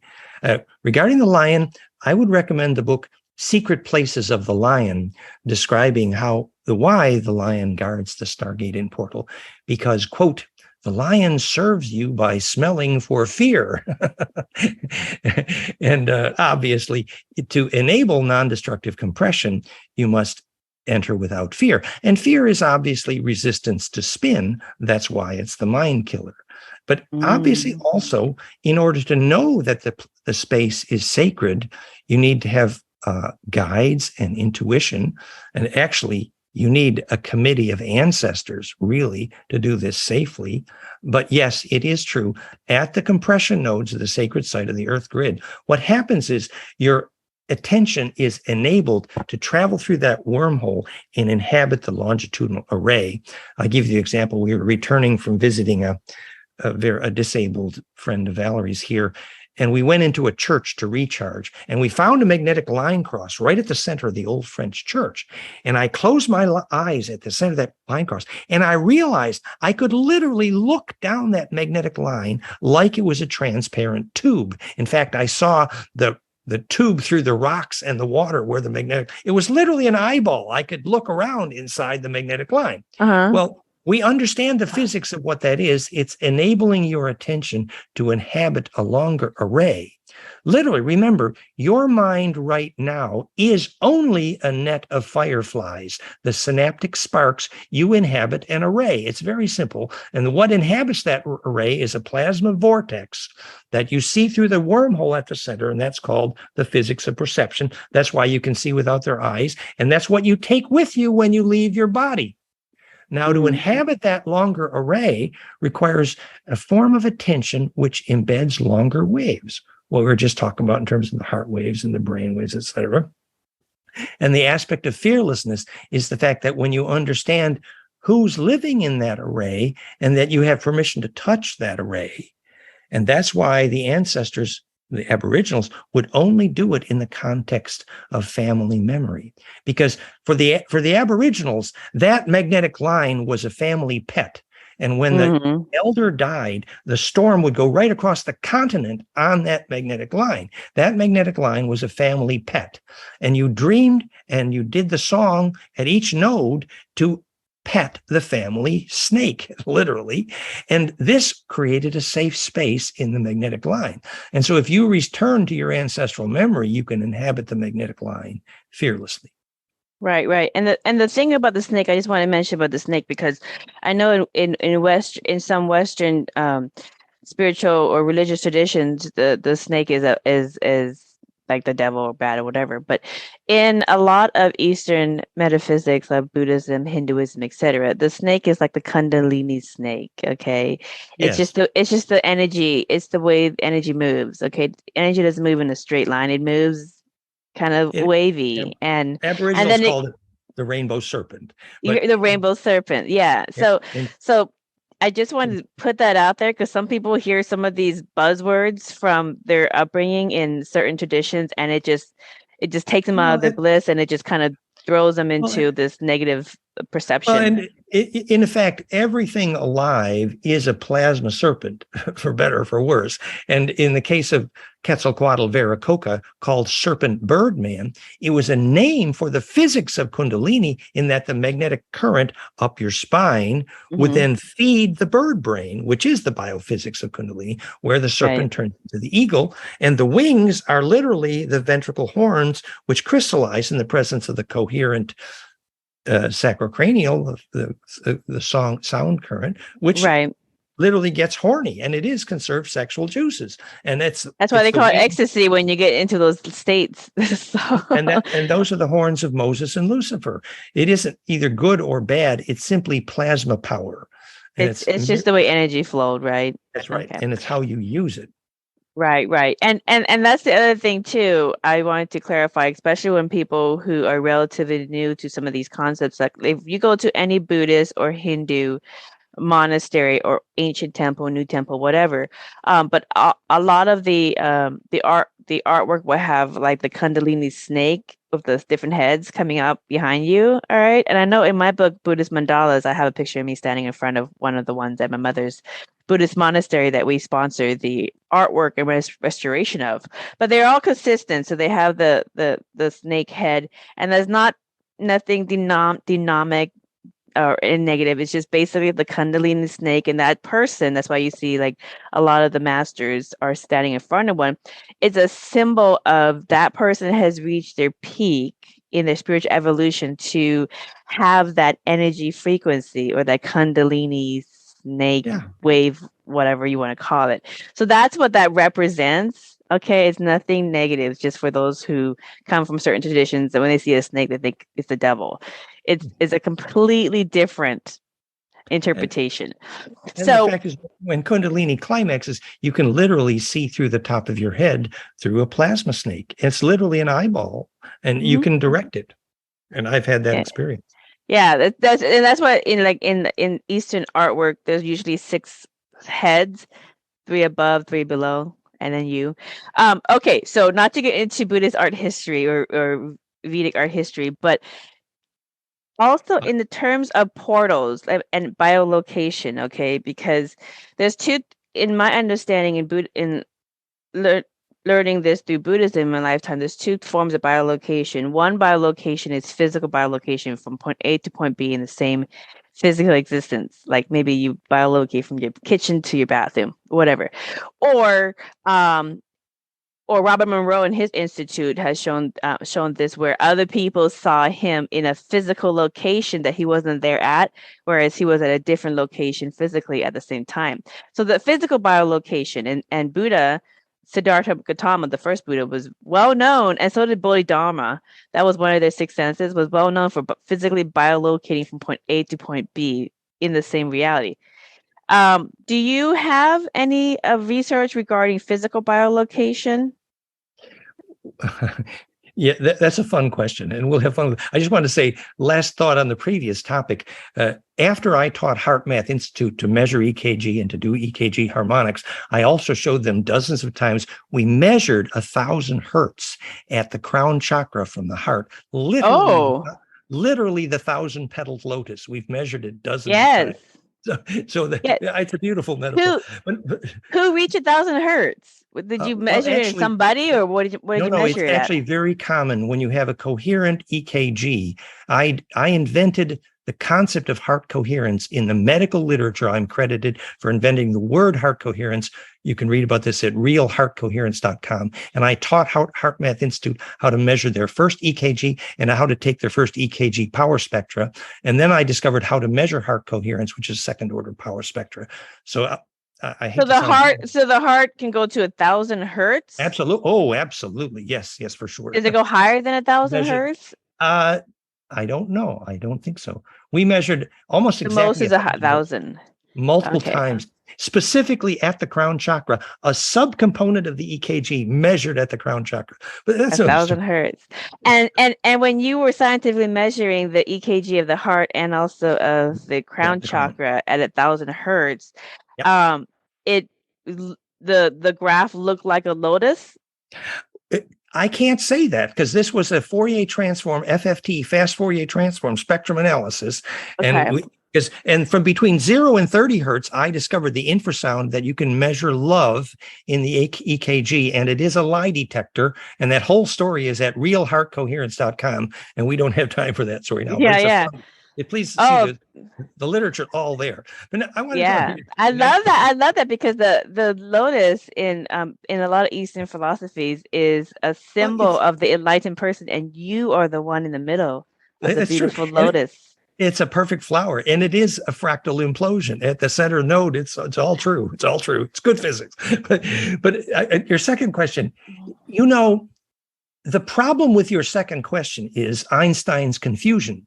Okay. Einstein said that all action at a distance is spooky. And because he never figured out why an object falls to the ground, he also never learned the physics of action at a distance. Now we know. But Einstein, Stephen Hawking, and NASA could not tell you why an object falls to the ground, and therefore they could not tell you why any action at a distance happens. But now that you know that this longitudinal coherent compression node is literally what's called a gravity wave, read Tom Bearden. So now you know also that when that transverse EMF reached that compression point, that the compression wave, called longitudinal, sometimes incorrectly scalar, will only exchange inertia again with heat, transverse, at another wave node. And when it does, you get action at a distance, literally because the connection is measurably superluminal, faster than light, by golden mean ratio multiples times the speed of light. And Raymond Chow measured that. So actually, we now know the physics of action at a distance. And you didn't want this long answer to your question, did you?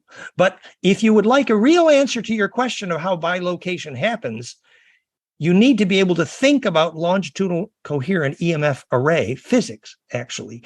What these standing wave nodes contain in them is an array of billiard balls bouncing between these standing wave nodes at golden ratio multiples times the speed of light, so the connections become virtually instant.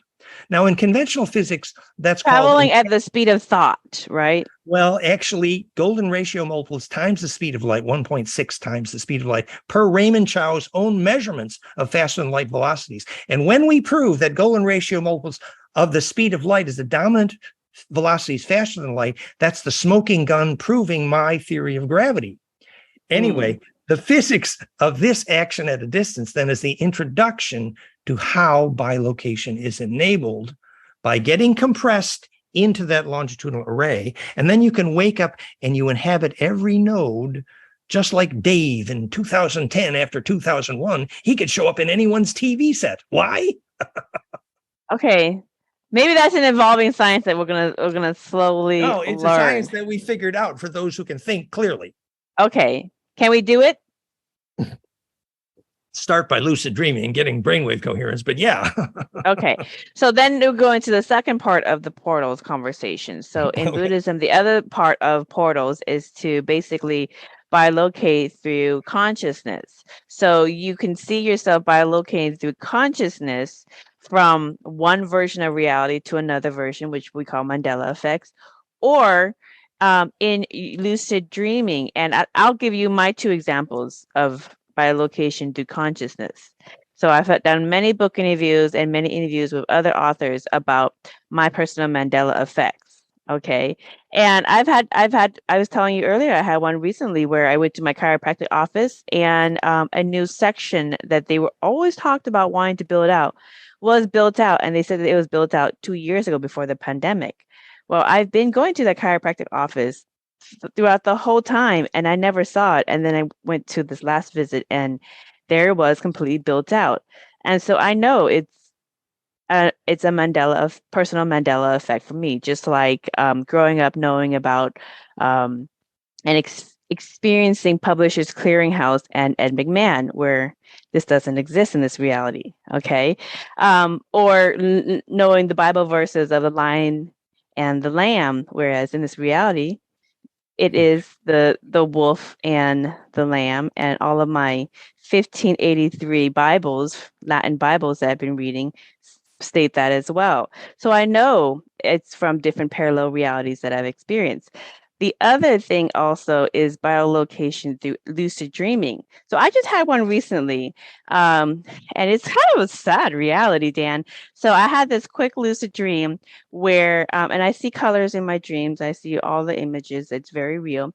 But I know it's a dream because I know when I'm dreaming physically. But basically, the lucid dream was many people live in apartments, and they were very docile and very compliant. I went to university, and a lot of the books were very safe. There wasn't a lot of controversial books. They was all banned and removed. And so everybody basically is just kind of shuffling around doing what they were supposed to do. And they all had rations for their food. And people didn't live very long. They lived to maybe about 60, 65, and then they passed on, because I was like, where's all the old people? And they're like, oh, people just pass away sooner. So I'm like, oh, that's interesting. I also found it interesting that living in the cities and in these apartments where many people were, they didn't really have trees or grass. And so I said, why don't you guys compensate for the food rationing by growing your own vegetables, some potatoes or whatever. And so some people are like, oh, that's a good idea. And so some of my friends did that. And one of my friends had that outside of her apartment, and a drone came by and it stopped and it zoomed in and it saw that there was some plants growing, and it came in and it just sucked all the plants out, and it gave her a ticket for littering. You are not allowed to grow your own foods. And so I said, this reality really sucks. These are all. You were seeing a Borg soulless future, and I know that's and a I very likely scenario unless we figure out what it is to have a soul and teach our governments quick. Actually, right, and and so it was a very sad reality. I said, "Oh, I'm so glad I got a glimpse of that, but I'm really sad for the people in there." But they didn't know any better. No, so it and wasn't like they were in slavery. They didn't know any better. They thought this is normal. They never questioned anything. So also, I felt like I was the smartest person in the planet, and I'm not the smartest person in the planet, okay? But it felt like the consciousness was a little dumbed down. So I was like, oh, this is very fascinating. I woke up, I told my husband about it. And I have many of these lucid dreams in different parallel realities, not ones where physically have Mandela effects, but just kind of have glimpses of potentialities. Yes. So what do you say for people who have personal Mandela effects and also people who have experiences of other realities within their dreams? Yeah. Well, I think first it would be important to learn some of the physics, and that is that fractionating timelines is actually fatal to cultures. So you start with a basic principle that a strong emotion creates a wrinkle in time. So you can time travel back and forth between nodes of strong emotion because they leave that compression node, which then can be contacted. So that creates a bit of an array. Now, if the strong emotions are on a grid and a fractal in time, then that array becomes a coherent collective unconscious, which is literally a fractal longitudinal array, the song lines. However, if event histories fractionate, and this is called the Templar agenda of the repair of the fabric of time. It's a variation on the physics of fractality in time, that if the major events in a time history begin to fractionate, it actually means a civilization is losing its collective conscious and therefore more susceptible to parasites. So this is advanced physics, actually, but it has to do with the Dracos and the Greys, for example, as Nebu parasites. After Montauk and Philadelphia experiment created a fracture in the fabric of time, the planet was much more susceptible to astral parasites, Nebu, Draco, and Gray, Elena Denon, etc. So the restoration of fractality in time enables the pattern density of these experiences to return to an ordered fractal rose-like grid, the actual geometry of a proper collective unconscious or communion of saints. So experiencing discontinuities in time can be an example of bleeding astral hygiene on some occasions. For example, when Drunvalo said he had a walk-in experience, most psychologists would correctly call that a psychotic break, because in fact, letting another memory inhabit any break in the continuity of memory is a break in ensoulment, actually. Continuity of memory ultimately means rose-like fractality. That's defining continuity of memory, which is why ensoulment equals re-inhabiting long-wave memory. I also have astral dreams of the future where I'm a space farmer in my own spaceship hovering Earth, and then basically growing various plants and fauna and then shipping it through portals within my spaceship to different galaxies and just different businesses all over the galaxies. We're interdimensional, and we're also intergalactic as well. So but it's the same. I do the same exact thing. I do the podcast interview, but I interview different races in different galaxies and ask them, how do you connect to consciousness? How do you raise your frequency? And just learn from each other. So the same thing, just in a more galactic level. So that's interesting. the thing is that I want to close out this concept of biolocation, either physical with Mandela effects or through consciousness, through lucid dream. When we get these bleed through experiences or visions of maybe realities that aren't as pleasant or ones that we prefer to preview, how do we incorporate so that it doesn't affect us negatively? I would recommend Jane Roberts' Seth book, Education of Oversoul 7, when one of the fragments of soul memory was inhabiting an ancient cave in South America and saw a vision of the pattern on the carvings of the cave wall. There was a bleed through to an identical pattern in a cathedral window in Gothic Europe. And that pattern density created a bleed through between two different incarnations of the same soul. But the thing is, your soul, your oversoul, as Jane Roberts or Seth would put it, doesn't even know you're there or attend to you unless you're serving your higher soul purpose. Then the other incarnations of the same soul begin to make those connections. So it's a matter they all of come together.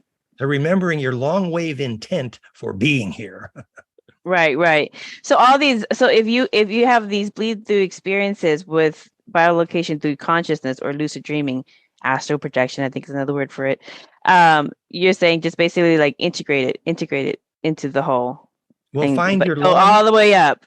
Your long-term big wave intent. Like, I originally came to drain the swamp, but now I'm up to my ass in alligators. Can I remember why I came here?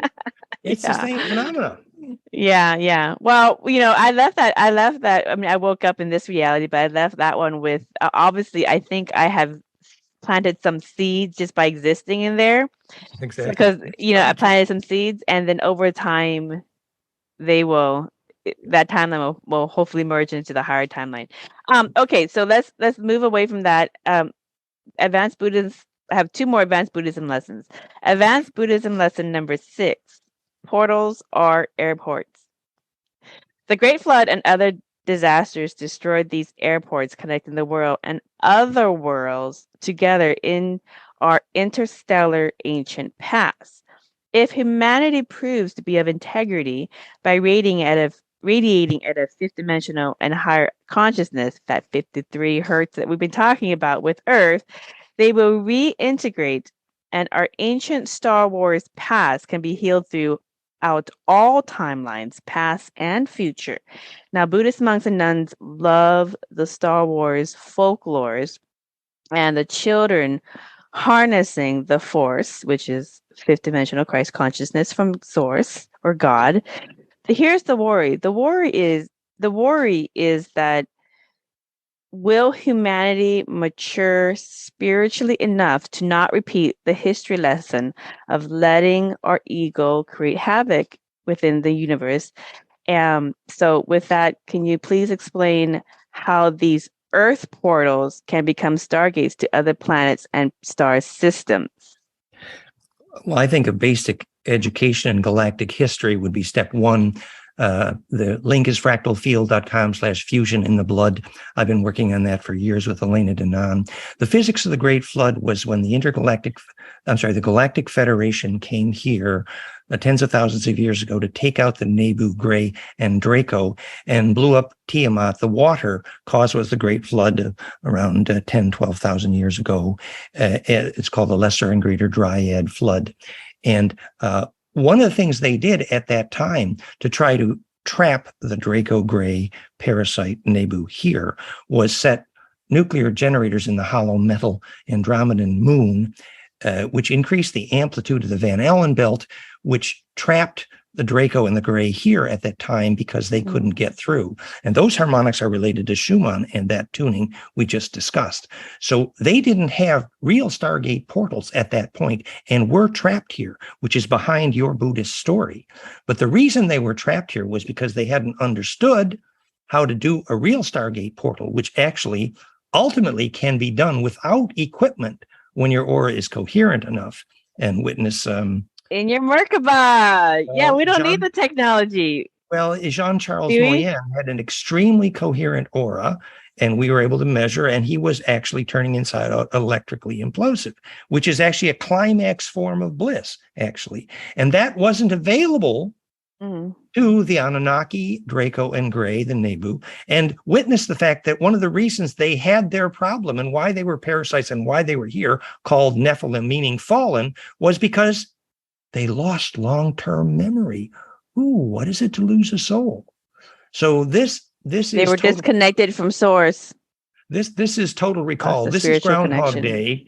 Groundhog Day is actually about discovering the physics of what it is to have a soul. That's why, in fact, the Italians cheered when I said, culture is not the shoe polish color and the wine color. Culture is, do you have the skill to teach your young people how to have a bliss experience? Because that's the beginning of ensoulment. And that's why it defines culture. The solution is always the same, Dan. It's to connect your consciousness to source. True. Within the field, and then enjoy the sojourn that you're incarnated into, whether it's here, in other dimensions, in other galaxies, wherever it is within samsara. It is to enjoy the experience and be grateful of the experience and make the best of it.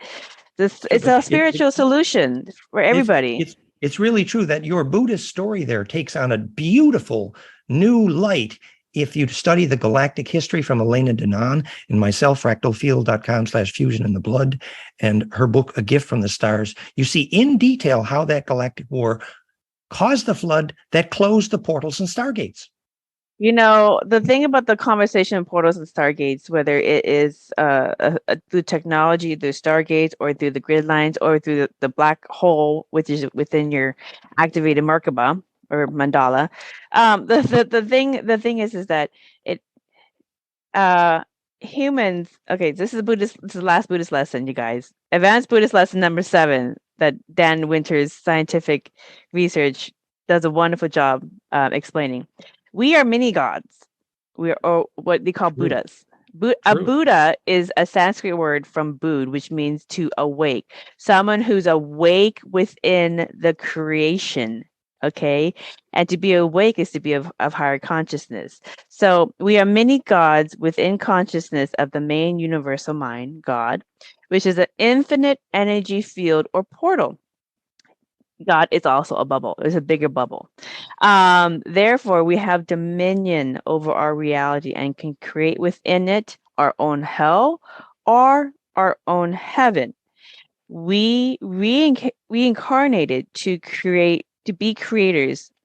So aside from thousands of existing meditation research showing that gamma brainwaves and above, meditation for love and peace, they do affect the community, such as reducing the violence in a specific area when large groups of meditation happens. So yeah, exactly. So there's so much scientific. We're not talking woo-woo stuff. None of the episodes of Merkaba Chakra is a woo-woo. It's all scientific, and we have provided so many. And Dan has done a wonderful job with his resources in the show notes. So if you want to dive into the engineering aspects of all the metaphysical conversations that we have, that's scientific, it is there for you. So here's the thing with this question about portals, Dan. I can see through the Buddhist folklores of, higher quote beings that are having maybe devious plans to, according to the folklore, keep humanity at a lower level of consciousness by continuing to create psyops to, create suffering and so forth, so keep them in lower consciousness, to not realize that they are mini gods and they have mastery over creations. Because here's the thing, if we get to a point where we're not using technology as portals to go from different galaxies, and we're just using our own consciousness, we're activating our own black holes to pop in from Earth to Venus to Andromeda to wherever, okay, that can kind of scare some other galaxies. We have humans popping in here again. Well, actually, what do you want to say about that? That the potentiality is there. The science is there. There's definitely tens of thousands of advanced humanoid civilizations in this galactic sector alone. And it's childish of us to think of ourselves as superior in any way. Elena Danaan and others, Alex Collier, we all know that. However, the reason we are so interesting is our genetic diversity is so great, and our uniqueness in many ways enables us to bring a vaccine to those Orion wars. So I would say that What is the vaccine? What is the vaccine? The vaccine for the Orion Wars is the fact that they lost long-term memory and came and parasited us, but they seeded our gene pool in a way that Thoth Hermes, and they're now returning, they're called the 9, 300 starships in the orbit of Ganymede. And Thoth Hermes Quetzalcoatl has come back. Schwarzenegger wasn't the only one. And the seed of the caduceus, which is the secret of life force, phase conjugate fractal charge implosion, was planted then, and it is growing now. And I would say specifically, when you said, your relationship to God, if you took the word for that, the dominus and domain, and do not translate it, put that word into physics, what is a domain? That's actually the inhabiting the longer wave electric field, which is your domain. It's what makes you God. What you used to call God is your ability to inhabit a longer wave domain. Dominus vobiscum, God be with you. Be in the domain. And when you're centripetal in the center of that, you can wiggle your aura and stars will listen. Mm-hmm. So Dan, in summary, these beings, according to the Buddhist folklores, because I know there's a lot of people that speak and they say it's a first-hand experience, but according to the Buddhist folklores, these quote alien beings lost their spiritual connection to source. True. They came here to try to create and then enslave their creation. And in a weird twist of fate, we're the solution because we show them how to reconnect to source. Well, I think the song went looking for a heart of gold and growing old. They, in fact, catastrophically began to age when they arrived here, and they built these plasma tubes on the pictures on the wall of the pyramid, which is now called Therify.net, which is age reversal. And they called it, I will raise a Shem unto the Lord, which actually means I will make a fractal field, which creates rejuvenation. That's what a Shem unto the Lord is. And so actually, yes, they genetically engineered the gold miners, the Anunnaki, and we were mining the gold for them, Takadama, slaves from Orion. But in retrospect, the seeds that Enki planted here, now Thoth Hermes returning, planted the seeds of genetic diversity, of implosion, that could create a new level of leverage for the human species, where our children could grow up and become literally star inhabiting. Every ancient religion was called a sun god religion, because if Osiris the plasma wasn't centripetal in the heart of the sun, it didn't grow up. And the solar shamans all see through the heart of the sun like it's an eyeball. And that's why they were sun god religions. And we are destined to grow up there when our plasma is coherent enough. And it starts with lucid dreaming. It's fascinating. Can you give the audience a last message for their journey to centripede or implode into the higher fields of consciousness and have these wonderful experiences that we're talking about? Yeah, I mean, it is about hygiene. Our book, Conscious Kids, goldenmean.info/conscious kids, Ecstasy and Immortality, it's called, was a list of hygiene. Basically, eat raw food and interview your broccoli to see last time it felt genetic diversity. Then you'll know why the corn and the wheat is poison. Because without genetic diversity, and there's the breath, and there's the hygiene, and there's the diet, and then there's a hygiene for your thinking, that think nothing but shareable thoughts. And finally, in addition to earthing, grounding is the necessary science to inhabit a place where Schumann resonance can ring through. And that excludes almost every modern building. So as we learn to find sacred, you said you found a magnetic cross point. We really need to learn to inhabit sacred space, or our auras are not going to grow. Wow. Mr. Dan Winters, thank you again for offering your lifetime work into portal technology and consciousness. So for more information about Dan Winters' offerings, please visit his website, goldenmean.info or fractalfield.com. I think there's a third one that you mentioned as well. The technologies are at flameinmind.com, therify.net. Okay, awesome. And that's going to be in the show notes as well. And thank you kindly to our listeners for listening to another enlightening conversation. Until next time, blessings. Thank you for inviting me. Blessings. Sending love to all. Be a shareable wave. Definitely. We hope you enjoyed this episode of Merkaba Chakras, where we talk Buddhism in the fifth dimension. For more information about today's guest, please go to the show description. For more information about Vaughn's metaphysical work, please go to merkabachakras.com. The views expressed today are for entertainment purposes and do not necessarily reflect the views of the host or replace any medical or legal advice. Don't forget to subscribe for more interviews about the fifth dimension. Until we meet again, blessings.